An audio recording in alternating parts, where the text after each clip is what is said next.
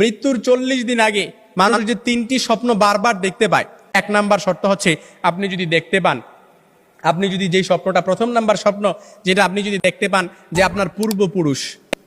পূর্বপুরুষ আত্মীয় স্বজন যারা ইন্তেকাল করছে তারা আপনাকে ডাকতেছে,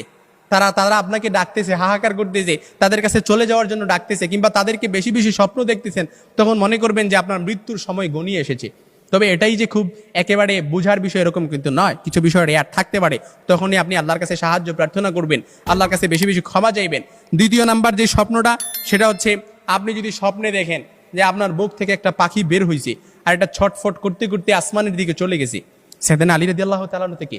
আসমানের দিকে চলে গেছে, তখন মনে করবেন যে আপনার মৃত্যুর সময় ঘনিয়ে এসেছে, আপনাকে ইঙ্গিত, এই স্বপ্নটা আপনাকে ইঙ্গিত বহন করতেছে।